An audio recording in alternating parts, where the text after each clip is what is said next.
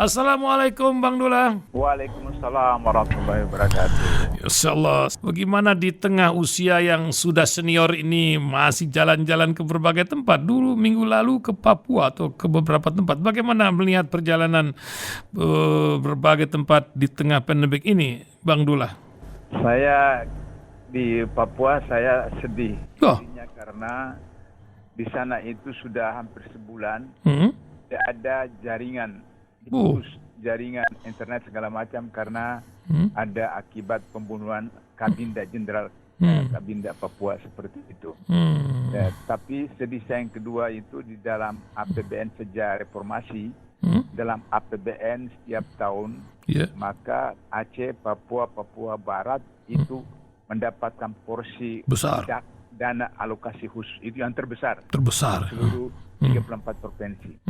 Ternyata kemudian Papua itu terkategori provinsi termiskin nomor 1 di Indonesia. Innalillahi. Bayangkan itu. Bayangkan itu sedihnya, saya sumber daya alamnya luar biasa. Tiga provinsi termiskin nomor 1 di dunia. Innalillahi. Begitu juga Papua Barat dapat dak terbesar karena 3 provinsi Aceh, Papua Barat. Itu Papua Barat yang termiskin kedua di Indonesia. Kalau tidak salah Bang Dula, beberapa waktu lalu tuh di sebuah hotel di Jakarta Pusat itu hampir saja ada terungkap sebuah kisah korupsi oleh tim KPK, tapi nampaknya bocor itu kisahnya. Ini sebuah catatankah yang menyebabkan beberapa oligarki atau yang bermasalah ini tidak bisa tidur melihat KPK ini? Bagaimana Bang Dula?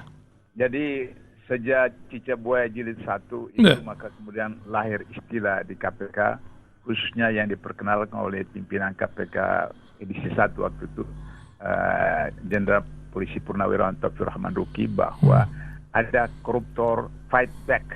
Jadi perlawanan balik dari para koruptor. Ruki bilang. Nah, jadi koruptor itu punya 3 kekuatan. Pertama punya duit, yang kedua punya geng, yang ketiga punya senjata. Jadi kalau merasa terganggu bisa pakai duit. Kalau lagi menggunakan gengnya di mana-mana. Yang ketiga pakai senjata. Ya, katakanlah seperti kasus Novel Baswedan, dicederai dan lain-lain seperti itu. Ada dulu beberapa pegawai KPK itu keluar dari kantor terus kemudian ditabrak dengan motor patah kaki apa segala macam, dan begitu banyak sekali. Tapi kami tidak publikasikan itu dulu karena nanti takut orang tidak mau masuk KPK karena risikonya seperti begitu. Tapi itu yang luar biasa. Jadi yang fakta di lapangan orang saksikan cuma Novel Baswedan, matanya buta seperti itu. Tapi selain itu banyak juga. Tapi yang sekarang yang saya anggap yang paling dahsyat ini adalah revisi Undang-Undang KPK yang kemudian membuat pesta pora para koruptor dengan kasus TWK, tes wawasan kebangsaan, yang kemudian tidak luluskan 75 orang. 75 orang ini 50 orang, kurang lebih 50 orang itu saya kenal baik. Karena mulai dari angkatan pertama 2004-2005, saya masuk KPK awal 2005. Jadi saya kenal mereka betul. Yang jadi persoalan adalah di dalam tes wawasan kebangsaan itu kan biasa ada soal-soal. Nah, soal-soal untuk menguji seseorang lulus atau tidak itu kan memenuhi beberapa kriteria. Apakah alat tools atau alat untuk mengetes itu berlaku umum atau tidak, atau kemudian targetnya apa, seperti itu. Nah, dalam ilmu penelitian, dalam menyusun soal-soal atau apa, itu harus memenuhi unsur-unsur itu. Satu. Yang kedua, kalau kita waktu di sekolah di SMP, SMA, bahkan juga sampai mahasiswa, membuat daftar pertanyaan dari pusat misalnya, dari provinsi, maka guru itu ada punya daftar jawaban. Jadi dia kemudian lihat. Nah, sekarang misalnya pertanyaan yang mereka ajukan, katakanlah, kamu kenapa belum menikah? Nah, terus jawaban yang lulus dari penyusun soal itu apa? Apa jawabannya supaya lulus? Ya, saya belum dapat jodoh, saya enggak mau menikah, saya mau free sex. Apa jawabannya seperti itu? Sehingga kemudian diajukan pertanyaan begitu yang kemudian kita tidak lulus. Atau misalnya pertanyaan, kalau Anda disuruh buku jilbab, bisa nggak? Jawabannya apa yang dibuat oleh pemerintah atau oleh penyusun soal itu sehingga bisa lulus? Oh, nggak apa-apa, saya buka saja. Oh, nggak boleh ya. Jawabannya apa seperti itu? Nah, jawaban-jawaban ini harus ada pada orang yang menguji, karena soal itu kan dibuat secara nasional. Katakanlah ujian nasional atau apa, para pemeriksa di daerah itu harus punya kunci jawaban seperti itu. Kedua. Yang ketiga, saya ini kan koordinator penyusunan SOP KPK. Jadi saya tahu betul bagaimana pelaksanaan SOP di KPK dari satu direktorat, kemudian ke deputi dan seterusnya seperti itu. Sehingga dengan begitu maka dari 75 orang itu ada 50-an yang saya kenal betul. Itu aneh bin ajaib. Misalnya Giri itu, yang namanya Giri, direktur sosialisasi dan bla bla bla itu jabatan dia sekarang itu dia pengajar wawasan kebangsaan di Lemhanas. Coba Anda bayangkan, dia mengajar wawasan kebangsaan di Lemhanas dan di Kementerian Pertahanan seperti itu. Bagaimana dia yang mengajar mata pelajaran atau mata kuliah wawasan kebangsaan di Lemhanas, dia tidak lulus dalam tes wawasan kebangsaan yang dilakukan oleh BKN itu. Dan kemudian Giring, saya tahu waktu KPK menangkap Nazarudin di Kolombia, Giring ikut dalam rombongan untuk menangkap Nazarudin di Kolombia. Bagaimana orang seperti ini tidak lulus wawasan kebangsaan? Atau misalnya yang namanya Sunarko, direktur PJKaki. Orang ini dengan seorang direktur perempuan tahun 2015 mendapat Satya Lencana, penghargaan dari negara, dari Presiden. Bagaimana orang yang mendapat Satya Lencana dari Presiden, dari kepala negara, itu tidak lulus wawasan kebangsaan seperti itu. Nah, jadi saya mau sampaikan kepada satu asumsi bahwa sebenarnya ini soal-soal yang disusun itu tidak memenuhi kriteria karena tidak berkaitan dengan job description pemberantasan korupsi KPK. Apa urusan jilbab dengan pemberantasan korupsi? Apa urusan LGBT dengan pemberantasan korupsi? Apa urusan menikah atau tidak menikah dengan pemberantasan korupsi? Satu. Yang kedua, soal ini disusun oleh BIN, TNI Angkatan Darat dan BKN. Saya ini pernah jadi pansel pimpinan KPK, dan saya juga pernah pansel pemilihan Dirjen Kementerian Hukum dan HAM. Jadi saya tahu soal-soal itu yang disusun oleh BIN, TNI Angkatan Darat dan BKN. Nah, kenapa soal dulu itu dengan soal yang sekarang berbeda secara 360 derajat? Karena ketua sekarang itu adalah BG Budi Gunawan, jenderal polisi yang merupakan musuh bebuyutan KPK. Kenapa musuh bebuyutan KPK? Karena ketika 2014 masa jabatan pertama Presiden Jokowi, Jokowi mengajukan sedaftar nama KPK untuk mendapat semacam clearance apakah mereka korupsi atau tidak.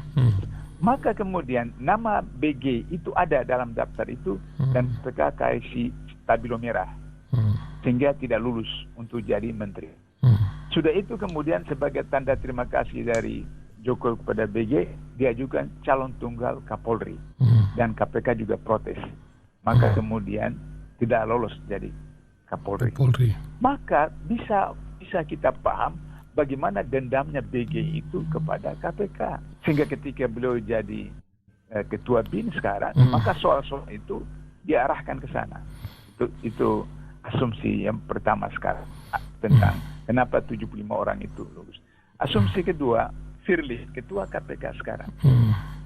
Mereka ini adalah memang bebuyutan dari Firly, karena Firly itu pernah jadi deputi penindakan KPK. Dan saya sudah lupa tahun berapa, saya diundang oleh pengawasan internal KPK untuk dimintai pendapat sebagai ahli. apakah yang dilakukan oleh Firly itu melanggar kode etik atau tidak. Saya sudah pernah kemukakan beberapa kali. Saya ulangi lagi hari ini untuk bisa masyarakat pendengar itu memahami konstruksi apa yang terjadi di KPK sekarang. Sebelum saya diajukan pertanyaan, saya ditayangkan dulu video beberapa. Ternyata saya perhatikan itu, saya katakan ini bukan pelanggaran kode etik, ini pelanggaran pidana. Kenapa? Karena undang-undang KPK melarang orang KPK berhubungan dengan tersangka, calon tersangka, saksi, calon tersaksi, dan keluarganya. Yang sedang ditangani KPK. Firly itu saya perhatikan dia berangkulan 2 kali dengan seorang gubernur yang sedang diawasi oleh KPK. Jadi saya bilang ini bukan pelanggaran kode etik, ini pidana. Dan kemudian maka KPK melakukan proses pemeriksaan dalam sidang majelis kode etik dan dijatuhi hukuman bersalah. Tapi pimpinan KPK belum sempat eksekusi, maka Firly itu ditarik menjadi oleh instansinya menjadi Kapolda di Sumatera Selatan. Dan kemudian beliau ikut proses seleksi pimpinan KPK sebagai seorang Kapolda Sumatera Selatan. Proses seleksi di Pansel lolos sampai di Komisi 3 DPR, maka kemudian pimpinan KPK mengirim surat kepada Komisi 3 DPR bahwa orang ini bermasalah karena melanggar kode etik. Ternyata semua anggota DPR Komisi 3 memilihnya sebagai ketua KPK. Pertanyaannya adalah kenapa lolos di Pansel dan lolos di Komisi 3? Sebab dia adalah mantan Deputi Penindakan KPK yang mengetahui persoalan orang-orang di Pansel dan orang-orang di Komisi 3. Sehingga dengan begitu mereka kalau tidak loloskan dia bisa jadi masalah buat mereka. Nah, bisa dibongkar kasusnya. Nah, dengan memilih beliau, mereka harapkan bahwa kemudian bisa diamankan kasus-kasus mereka. Nah, budaya itu atau genetik seperti itu berulang karena ketika sudah jadi ketua KPK melakukan lagi pelanggaran kode etik, yaitu naik helikopter dari Palembang ke kampungnya. Memang dia punya uang pribadi, tapi dalam kode etik KPK itu ditetapkan bahwa kode etik KPK itu berlaku 24 jam. 24 jam. Jadi di rumah di mana saja itu tetap berlaku kode etik. Di mana saya karena selama 8 tahun di KPK lebih ada pegawai baru KPK melakukan BIMTEK, saya memberikan materi integritas. Jadi saya sampaikan seperti itu. Di mana kalau ada pegawai KPK naik bis bergantungan dan ada yang tahu melaporkan, dia kena. Ada misalnya yang naik ke kereta api bergantungan, diketahui. Dan pernah terjadi beberapa tahun yang lalu, seorang pegawai KPK senior masuk dari 2004. Dia melakukan KDRT di rumahnya, istrinya, dan dipecat. Jadi oleh karena itu maka Firly tidak bisa mengatakan bahwa itu uang pribadi dia, nggak bisa. Karena itu melanggar kode etik. Harus memiliki sikap sense of crisis, rasa kepeduli pada masyarakat. Maka disidangkan oleh Dewan Pengawas dan dijatuhi pelanggaran bahwa melanggar kode etik. Jadi oleh karena itu maka sekarang sudah terbiasa melakukan kode etik, dan sekarang kemudian saya minta kepada 75 pegawai KPK ini melaporkan Firly ke Dewan Pengawas KPK. Kenapa? Karena dia melanggar kode etik KPK, yaitu dia menyusun program untuk melakukan tes wawasan kebangsaan ini yang tidak diatur dalam undang-undang KPK, tidak diatur di dalam putusan MK. Sehingga demikian, maka itu dia melanggar kode etik. Atau kita tidak bicarakan dalam pimpinan 5 orang yang menyetujui, tapi menurut pimpinan KPK sebagian ini adalah konsep dari wawasan atau keinginan Firly sendiri. Dan terbukti sekarang ini di dalam pimpinan KPK itu 3-2. 3 orang pimpinan KPK menyetujui agar supaya 75 orang tidak dipecat, dan 2 orang, salah satunya ada Firly yang mau memecat. Berarti tidak hanya melanggar kode etik, saya minta kepada 75 orang KPK juga melaporkan Firly ke bagian penindakan karena melanggar pasal 3 Undang-Undang Tindak Pidana Korupsi, yaitu menyalahgunakan jabatan, menyalahgunakan wewenang, menyalahgunakan kesempatan untuk kepentingan pribadi, golongan atau korporasi yang merugikan keuangan negara atau perekonomian negara. Jadi dia punya kepentingan untuk menyingkirkan 75 orang ini yang ketika dia masih diikuti penindakan sudah melawan dia, dan kemudian sekarang ini mereka 75 orang ini yang menangani kasus-kasus yang melibatkan orang-orang yang memilih Firly, orang-orang yang berada pada koalisi Firly dengan Kapolri, dengan BG dan seterusnya. Nah, itulah sekarang yang terjadi hari ini. Sehingga sebagai penutup ingin saya katakan, meskipun ada hampir 1.000 orang lulus dan kemudian 75 orang ini dinyatakan tidak lulus, tapi berapa hari lalu ketika pelantikan, maka 700 orang tidak mau ikut pelantikan, dan mereka justru menghadap presiden untuk menyatakan agar supaya mereka tidak bersedia dipimpin oleh Firly. Nah, hari ini kemarin kita dengar bahwa ICW melaporkan Firly ke Barreskrim karena soal menggunakan helikopter itu ada terjadi penipuan, yaitu gratifikasi yang dilaporkan itu di bawah apa yang seharusnya. Jadi katakanlah misalnya harganya sekian puluh juta, dia melaporkan sekian puluh juta seperti itu. Dan itu berarti suatu penipuan dalam gratifikasi. Nah, inilah persoalan yang hari ini kita saksikan, bahwa kalau nanti betul-betul Firly tidak dipecat atau Firly tidak diganti, maka kemudian awal dari kehancuran KPK, itu merupakan pesta bagi para koruptor, dan selanjutnya akhirnya negara kita akan menjadi gajahan dari satu atau dua superpower, karena semuanya sudah dikendalikan oleh para konglomerat, para sembilan naga dan antek-anteknya. Saya kira itu. Iya, terima kasih Bang Dula. Tapi ada satu lagi Bang Dula, nampaknya bukan urusan KPK saja. Ini ada filsafat Dri Karya, ya, Sekolah Tinggi Filsafat, Karina Supeli bilang, media-media sebagian sudah autokritik, tapi masih ada yang online mengatakan pelemahannya ini di seluruh jaringan demokrasi sekarang ini lebih sadis dari kudeta di tengah malam. Maksudnya bagaimana Bang Dula ya? Iya. Jadi kan hampir semua media mainstream itu kan punya konglomerat, dan kemudian juga punya parpol. Misalnya kita tahu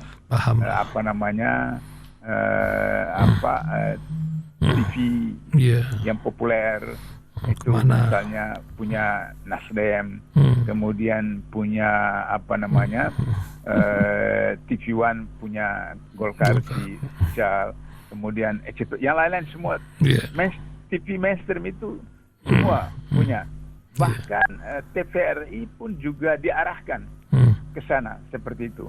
Nah, oleh karena itu maka karena media mainstream, katakanlah koran-koran yang selama ini dianggap koran-koran luar biasa hebat itu juga sudah dikuasai oleh para konglomerat, sehingga dengan begitu maka kemudian digiring publik opini bahwa seakan-akan bahwa apa yang dilakukan oleh pemerintah, apa yang dilakukan oleh Jokowi, apa yang dilakukan Firly kepada KPK itu wajar-wajar saja seperti itu. Bahkan kita beberapa waktu yang lalu, 1 pekan atau 2 pekan yang lalu, ada satu survei yang menempatkan capres terpopuler 2024 itu adalah Jokowi. Coba bayangkan, Undang-Undang Dasar mengatakan bahwa satu presiden itu hanya 2 kali masa jabatan terbanyak atau tertinggi atau terlama 2 kali. Tapi itu masih diajukan sebagai capres terpopuler 2024. Berarti bahwa ini ada penggiringan opini agar supaya nanti karena masyarakat masih memerlukan, masih menginginkan, maka diamandemenlah Undang-Undang Dasar 45 khusus tentang masa jabatan untuk tidak 2 periode, tapi bisa 3 periode atau 4 periode dan seterusnya. Nah, ini berbahaya memang, sehingga memang dari kondisi public opini oleh media mainstream ini memang lagi dasar dari kudeta. Kalau kudeta itu kan terang-terang istana diserbu, terus kemudian presiden tangkap, wakil presiden tangkap, seperti di negara-negara Amerika Latin atau negara-negara lain Tapi ini tidak. Kudeta pendapat masyarakat, kudeta pembentukan opini, sehingga satu kejahatan dianggap biasa saja, suatu keburukan dianggap biasa saja, dan koruptor itu dianggap biasa saja. Bahkan sekarang, ini yang lucu baru saya ingat ini. KPK mengatakan bahwa para koruptor itu akan dijadikan sebagai semacam tukang kampanye kepada masyarakat supaya jangan mau korupsi karena pengalaman pelanggaran. Narkoba. Jelas-jelas itu mereka sudah koruptor, sudah dipenjarakan. Itu bisa dibina. Tapi kata BKN dari 75 orang itu 51 orang itu tidak bisa dibina. Padahal mereka ini yang menangkap koruptor. Ini yang 75 orang ini kan yang menangani kasus simulator, yang tangkap jenderal polisi, kemudian ada yang menangani kasus IKTP, yang menangani kasus COVID-19, ada yang menangani kasus bansos, ada yang menangani kasus Mekarta dan semua. Mereka yang yang dianggap tidak pantas dibina itu karena sudah merah. Koruptor yang jelas-jelas sudah dipenjarakan bisa dibina, masa ini orang yang menangkap koruptor tidak bisa dibina? Aneh aja. Nah, itulah yang saya setuju dengan pendapat tadi Tabina itu, bahwa ini kudeta, lebih dasar dari kudeta lagi seperti itu. Luar biasa. Nah, karena publik opini itu memang jahat sekali kalau digiring oleh mereka yang punya duit dan ini berbahaya.